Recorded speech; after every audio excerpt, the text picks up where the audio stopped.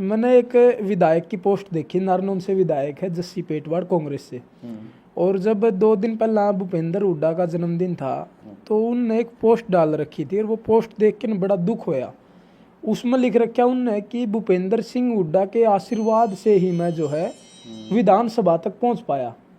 यानी इनका आशीर्वाद रहा और एक खेत खलिहान से बच्चे को उठा के ने विधानसभा तक पहुंचा दिया और आपके इस सहयोग के लिए भूपेंद्र सिंह हुड्डा का धन्यवाद करा।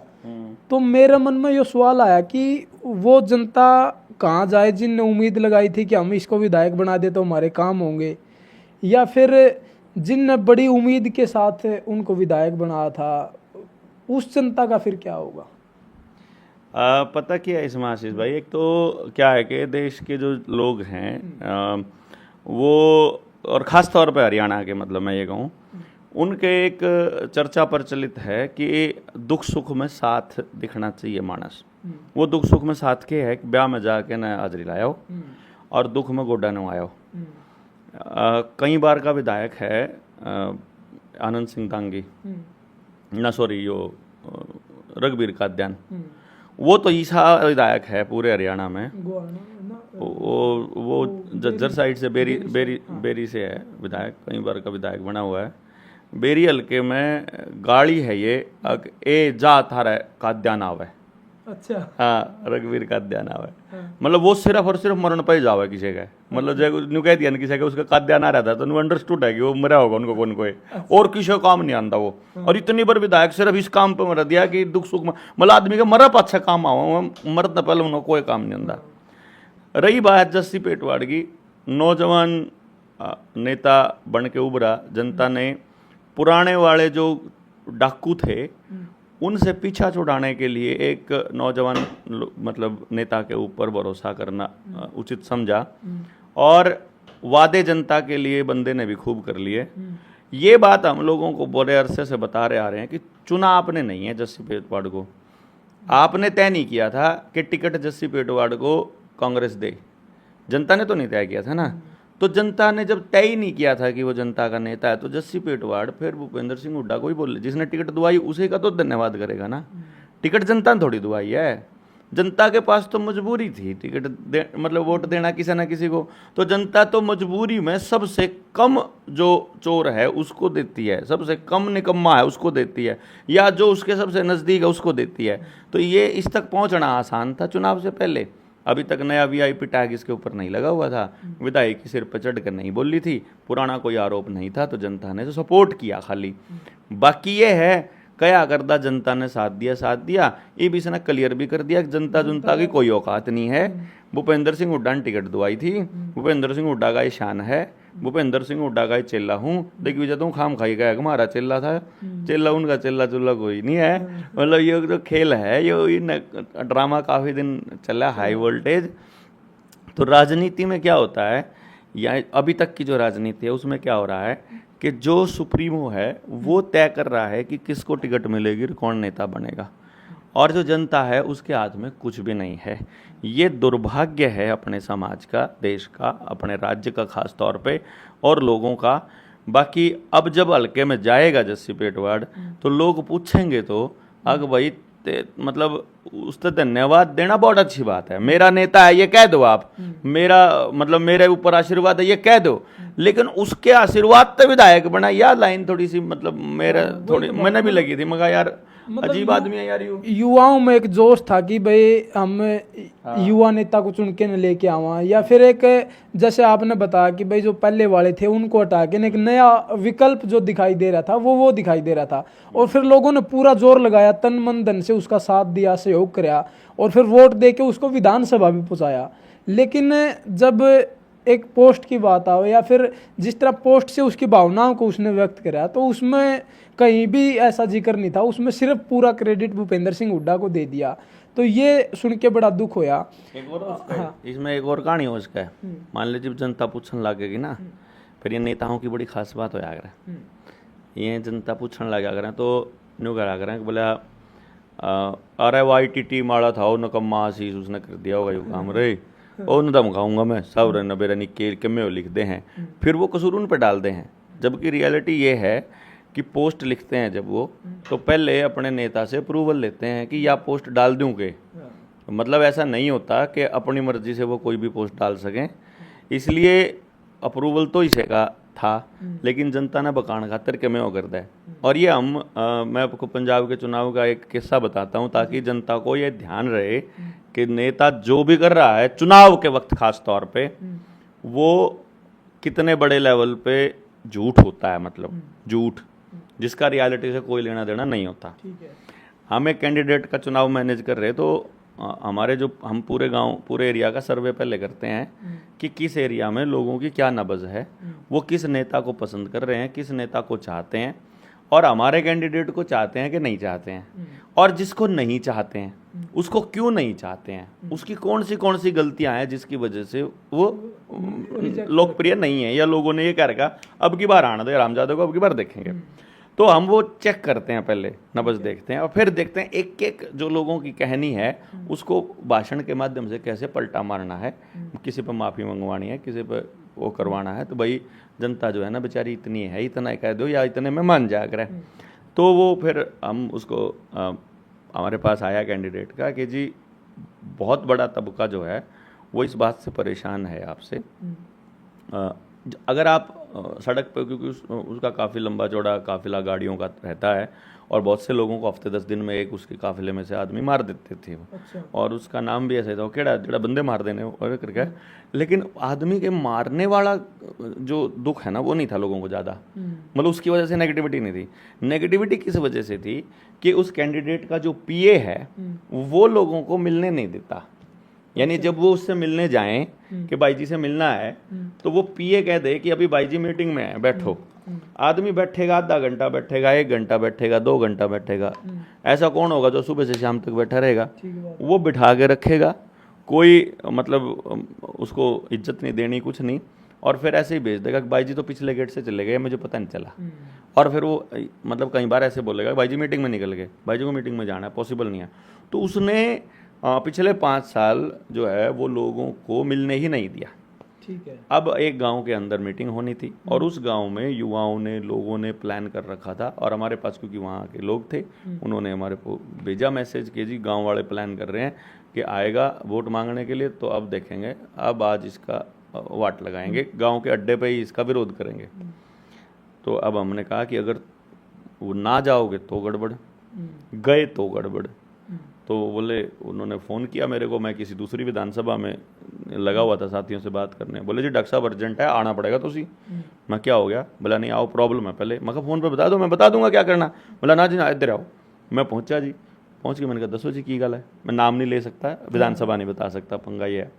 लेकिन आने वाले टाइम में आपको सब बताएंगे, जो अपने कैंडिडेट होंगे ना अंदर जो बैठे होंगे, जो लोगों को इलेक्शंस और लोगों को राजनीति बताएंगे कि कैसे कैसी राजनीति होती है, वो जब सिखाएंगे तब हम सब बताएंगे कि कौन विधायक था, कौन कैंडिडेट था, कैसे था। तो मैंने बोला कि मैं कहा भाई एक काम कर ले, अब इसका समाधान क्या हो। मैंने कहा जी कैंडिडेट को बोला, मैं कहा इसका एक ही समाधान हो सकता है जी। बोले जी क्या? मैं कहा आप इसको कैंडिडेट को नाम नहीं लेता, नाम निकल गया। तो मैं कहा इसको पीए को साथ लेके चलो वहीं पे। अब वो संभाल रहा था कैंपेन तब तक। मैं कहा इसको साथ ले जाओ, और जब तक ये रहेगा उन 6-7 गाँव में, एक गांव में तो 12-13 हज़ार वोट थी, तो मतलब बड़ा गांव था, और नेगेटिविटी इसी की वजह, सिर्फ उसकी वजह से नेगेटिविटी, और कोई पंगा नहीं। तो मैंने कहा इस नेगेटिविटी को काउंटर करने का एक ही तरीका है कि हमें इसको कैंपेन से हटाना पड़ेगा। अभी तक ये अंदर था, अब ये पब्लिक में दिख गया, तो अगर काम भी करेगा तो अंडरग्राउंड होकर काम करेगा, तो बात बन सकती है। और ये सिर्फ इन गाँव की बात नहीं, यहाँ तो विरोध प्रदर्शित है, दिख रहा है, बाकी भी पूरे हल्के में इसकी वजह से बहुत ज़्यादा नेगेटिविटी है। और वो खास उसका, वो उसको छोड़े ना वो छोड़े ना वो छोड़े, क्योंकि कई सारे काम धंधों में वो एक दूसरे की जाए तो छोड़ भी नहीं सकता। तो अब फिर प्लान ये होता है, प्लान ये चला कि एक काम करते हैं, पब्लिक में चलते हैं। और फिर ऐसा हुआ, जो हमने प्लान बनाया वो चला। क्या हुआ कि पब्लिक में गए, उतरते ही पब्लिक ने नारेबाजी चालू करी, विरोध, वापस जाओ थोड़ी लोड नहीं आएगी। सही हो। उसने हाथ जोड़ के बोला जी 1 मिनट सुन तो लो, मेरी तो सुन लो। बोला मुझे बताओ तो सही भाई मेरा विरोध क्यों है, पहले मेरे से कोई गलती हुई क्या, मैंने क्या आप लोगों में से किसी का बदतमीजी तुसी तां करोगे ना ਜਦੋਂ ਤੁਸੀਂ ਮਿਲੋਗੇ, ਤੁਸੀਂ मिलते ही नहीं हो, तुम कोई मिलने नहीं देता। बोला जी आप कब आए मिलने के लिए, आप मिलने दोगे, आरामखोर मतलब गालियां दे देगा उसको, पता नहीं और भी कई सारी गालियां, सारा हम मैं गया था वो करना, मैं गया था, वो तू इंज करता है, तूने नहीं मिलने दिया, इधर आओ। हाँ एक बंदे को बुला के इधर आ, एक गल सुन ले मेरी, आज तो बाद मेरे तो शक्ल भी दिखा दी, मेरे तो बुरा कोई नहीं हैगा, तुसी कहते हो इन्हों साले कुट्टा इधर ही, तुसी निकाल तो दिया मैंने इसको, अपने से दूर तो कर, मेरा से कोई लेना देना नहीं है इसका आज के बाद, अब ये मेरे साथ नहीं रहेगा और अब इसका कोई लेना देना नहीं है, तुसी बेपरवाह हो के चिंता करके अगली बार आप कोई दूसरा देखांगे साढ़े 20 का बंदा कोई ये वो, और बोला जी ठीक है जी, वो पब्लिक खुश भाई, ओदी वाट लगाती, पाजी ने पाट लगाती, पाजी अपना बच्चों के साथ उसने मॉरिशियस की टिकट करा दी, दूसरे देशों में घूम का पूरा अमेरिका के, तो जब तक चुनाव ना हो जब तक अपना तू घूम दुनिया में, तेरी टिकट मैं कराऊंगा, टिकट वही करा रहा, वो अपना घूम रहा, बोला ठीक है मेरा फ्रेंड, उसका भी छूट गया, जनता का भी छूट गया, उसका भी हो गया, अब फिर दोबारा विदाई, और फिर जब चुनाव हो गए, चुनाव के बाद फिर आ गए, आजकल भी वही संभाल रहे काम। अच्छा कोई चक्कर नहीं भाई, वही पिए आज भी काम कर रहा आज भी वही पिए है उसका, और मतलब पब्लिक क्या भूल जाएगी बेचारी, देखो ना आप गोधरा को भूल गई हैं, कांडा के कांड भूल गई, और मतलब अनिल विज का वाहियातपना भूल गई हैं, दूसरे लोगों का मतलब इनका उडार का बिकाऊपना भूल गई, वो जो जैसे ज़मीन बेच गए थे हैं, ठीक, चौटाला की गुंडागर्दी भी भूल गई, ठीक है, अबेर की भी भूल गई, दुष्यंत ने जो हज़ारों करोड़ रुपए का रेवेन्यू घोटाले कर रखे हैं वह भूल गई, भूल जाएगी, उन्हें पता है कि जनता 5 साल राज में धमकाया, ये भी धमका रहे हैं, 5 साल बाद फिर लिया होगी, क्योंकि जनता के पास चॉइस नहीं है, जनता खुद अपने आप अपने सवाल अपनी बात उठाती नहीं है, और इसलिए उनको बड़े नेताओं के पानी मारना पड़ता है, तो ऐसे पानी मार नेताओं की जिक्र आप कर रहे हैं, तो ये पानी लगते रहेंगे जब तक मैं। अच्छा एक कारण और है डॉक्टर साहब, जिस तरह हरियाणा में अब मुख्यमंत्री रहा, जो पहले मुख्यमंत्री था मनोहर लाल खट्टर, और ना उनको कोई बोलने की सेंस है, ना किसी से बात करने की सेंस है, ना किसी से मिलके ने वो राजी हैं, जिस तरह अब नायब सैनी है, नायब सैनी के लोग यही खूबी मान रहे कि भाई वो कम से कम लोगों से मिल तो रहे हैं, जिस तरह चौधरी देवीलाल मिला कर दे कि भाई खेत में किसी के पास बैठ गए हैं, चलते चलते बात कर ली, या फिर उनसे पूछते रहा कर दे कि भाई क्या समस्या है, ठीक उसी तरीके से नायब सैनी को पेश करा जाने लग रहा है। और मनोहर लाल खट्टर वो इस काबिल भी नहीं था, उसमें कोई एक भी गुण नहीं था। भूपेंद्र सिंह हुड्डा है, भूपेंद्र सिंह हुड्डा भी इसी तरह से, मेरा जो एक्सपीरियंस मतलब मन ने जो देखा वो मैं आपको बता रहा हूँ कि उनको भी इतनी वो बोलने की सेंस नहीं है, कोई ज़्यादा सा सोशल मीडिया पे एक्टिव वो नहीं है, लेकिन फिर भी उनको पदभार दिया जावा है, कोई मतलब क्या गुण वो देख के न उनको पदभार दिया जावा है, फिर ऐसे लोगों को क्यों पावर में ले जाया जावा है? देखो ऐसे लोगों का पावर में रहना बहुत ज़रूरी है जो कर कुछ ना सकते हों, या जिनका ऐसा विजन ना हो कि जो सिस्टम बना सकें। देखो नायब सैनी भी केवल सोशल मीडिया का इस्तेमाल करके लोगों तक बात पहुंचा रहा है, लोगों का उस तक पहुंचना आसान नहीं है भाई। जहां जिस प्रदेश के अंदर विधानसभा में एंट्री भी नहीं है, मंत्री के पास की भी एंट्री ना हो, मंत्री को भी अलाउड नहीं है वहाँ, तो आम जनता विधानसभा में आप जा करके देखो ना, सेक्रेटरीट में या विधानसभा में नहीं जा सकते हो आप, ना आप कार्रवाई देखने जा सकते विधानसभा की, ना सेक्रेटरीट में जा सकते अपनी बात रखने के लिए। अब तो मीडिया को और बैन कर दिया, जो लाइव प्रसारण चला करता है उसका वो भी बंद कर दिया, सब बैन कर दिया। एक आदमी से मिला, सोशल मीडिया टीम तो है वो लग जाएगी 24 घंटे, अपने आदमियों से बड़ाई करवा दो और अपने आदमियों से ही सारा काम करवा दो, ये सारा पुराना प्रोपेगेंडा है। मेरे जैसा आदमी कोई बोलेगा तो आपके पास फ़ोन आ जाएगा, ओए तो ये क्या सच्चाई दिखाने लग रहा है, सच्चाई दिखाने वाले को कह देगा तेरे को एडवर्टाइजमेंट देंगे इतने लाख रुपए की, तू ये दिखाना बंद कर दे, वो दिखाना बंद कर देगा। ये पुराना खेल है। अभी पीछे से सीएम खट्टर ने भी बुलाए थे वो पत्रकार जो उनकी खिलाफत या उन सच्चाई दिखाया करते थे, तो वो उसको मैनेज करने की कोशिश करते हैं। अब वो मैनेज नहीं होते हैं तब वो उनको धमकाने की और डराने की कोशिश करते हैं। तो ये खेल जो है ये इनका पुराना चलता आ रहा है। नायब सैनी ने भी ऐसा कोई स्ट्रक्चर, ऐसा कोई काम नहीं किया है जो प्रदेश के हित में हो।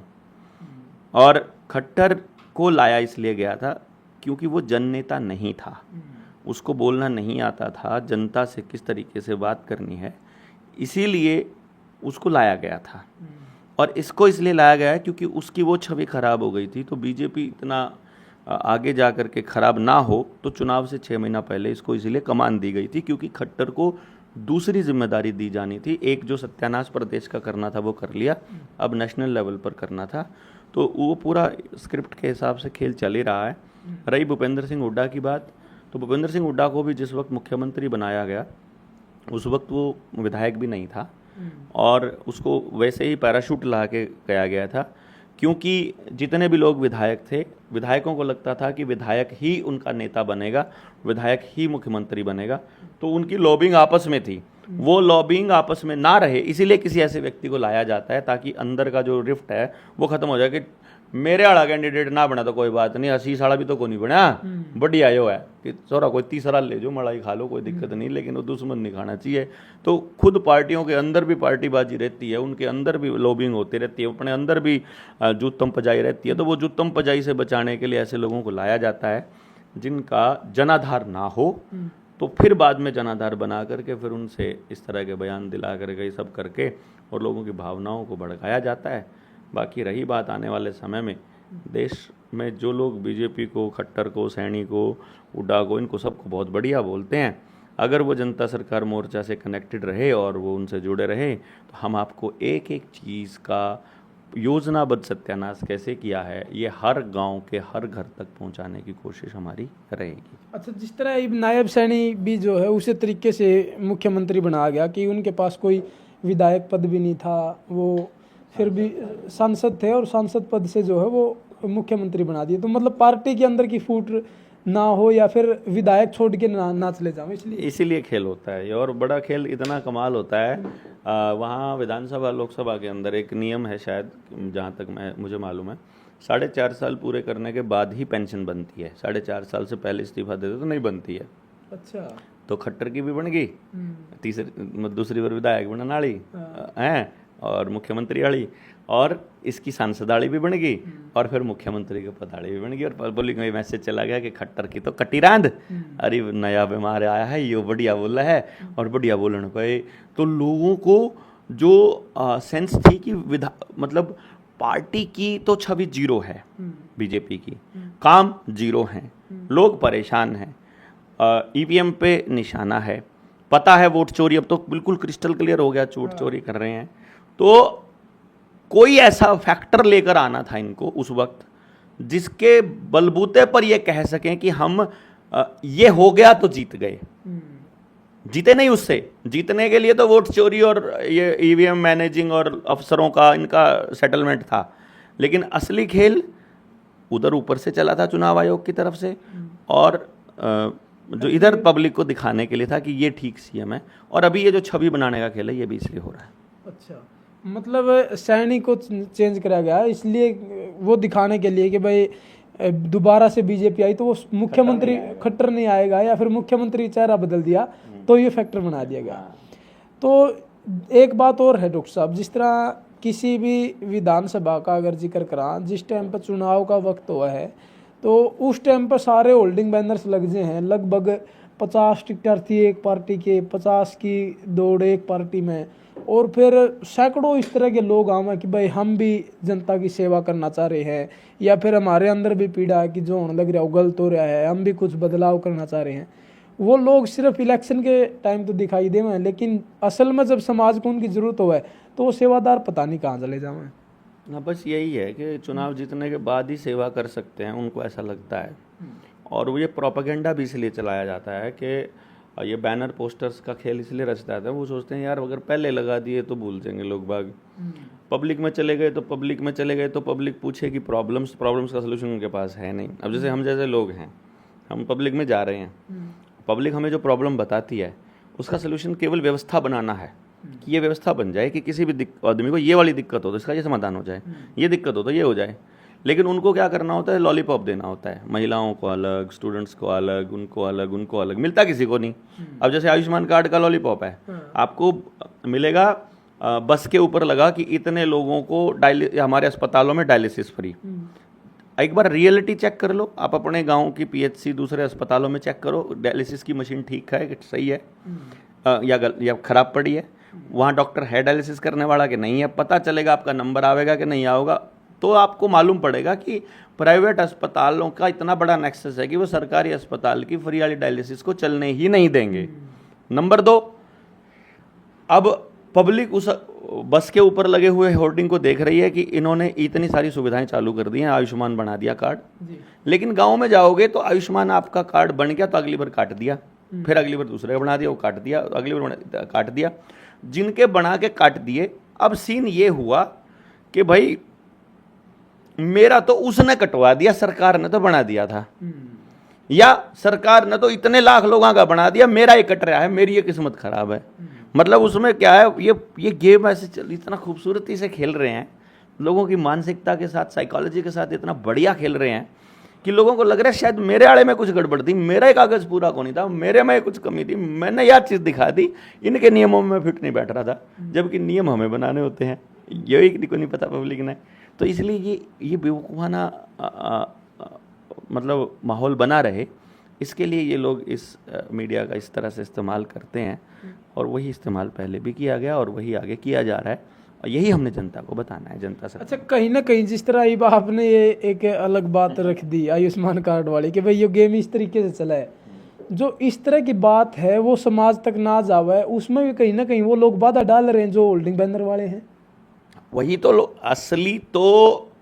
असली तो जो देश के सत्यानाश का कारण है वो आदमी जिसको टिकट लेनी है और इस चक्कर में वो अपनी पार्टी की गलत नीतियों को नहीं बताता, जिसको फायदा लेना है और इसलिए वो अब नहीं बोल रहा, और जब उसको टिकट नहीं मिलेगी फिर बोलेगा, जब वो पार्टी छोड़ देगा तब बोलेगा। कांग्रेस में बुराई कांग्रेसी को कांग्रेस छोड़ने के बाद नजर आएगी, बीजेपी में बुराई भाजपा को तब समझ में आएगी जब वो भाजपा को छोड़ देगा, इनेलो की बुराई भी तब समझ में आएगी जब इनेलो को छोड़ देगा।